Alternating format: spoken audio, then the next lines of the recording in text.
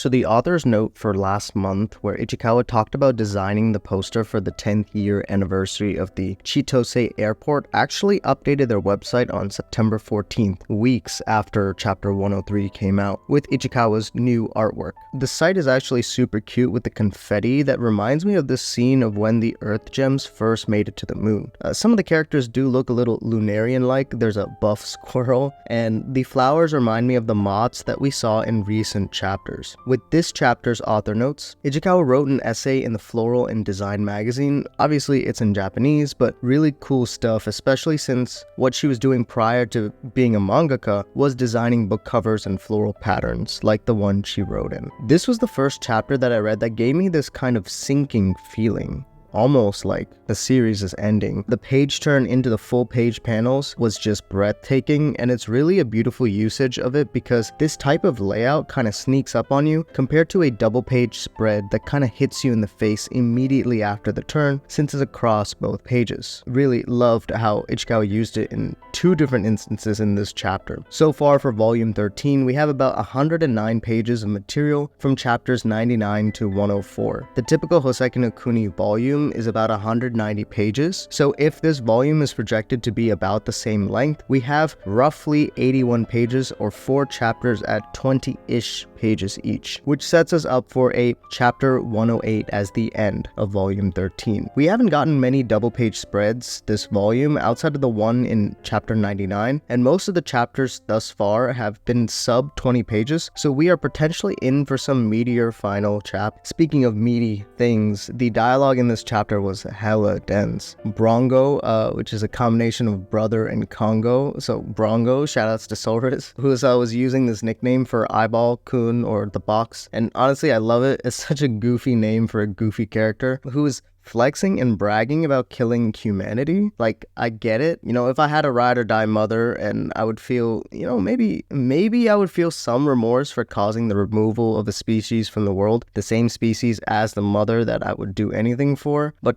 I guess that's the point, huh? It's a machine after all. Even if you think about humans in the same way, we're not that altruistic as we dream to be. I really only care about the people that are close to me beyond a certain degree of separation, which is obviously different for each person for their limits. Other people don't really take up that much space in our minds, you know? So for Brongo, it was just Doctor. So if Doctor had a situation without consulting them, they just kind of acted on it.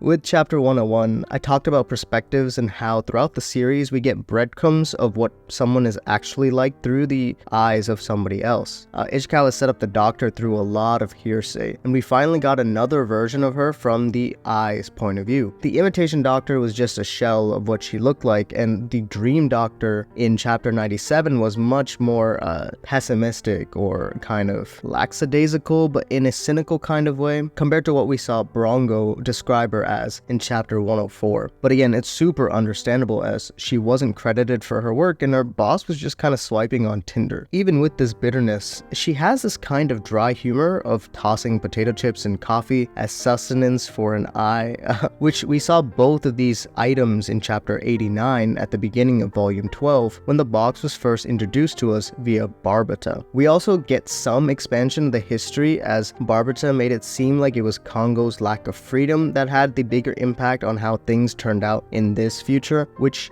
it definitely was Brongo's anger that had a more significant impact, which caused all this, regardless of Congo's influence or involvement, as Brongo stated that the little bro was just silent because, you know, he didn't have much to do. Granted, we know that he was asleep for a long time before Doctor tweaked him enough into the being that he becomes in chapter 97. I think we can probably get a full timeline of the series at this point with what we got introduced with this chapter, but who knows, we might get some additional stuff, so I'll hold off and wait to make that. Yeah, this raises a good point. All of these things have such human attachments. The Doctor is jaded. Congo and Yama are attached to gems in slightly different ways, but it can be seen as obsession, and Brongo and Phos ended up caving into their revenge-seeking decisions to get an outcome neither probably wanted. While Phos has remorse in their actions as seen to not want to cause the same influence to others, Brongo has this more like laissez-faire or more so carefree carefree attitude about whatever their actions was. What is Ichikawa actually trying to tell us here? That people aren't easily influenced, or that it's not okay to act on desires? Even letting go of humanity still leaves a part of it rooted deep within, similar to how the original piece of Phos was still left intact from last chapter, with Phos's threats in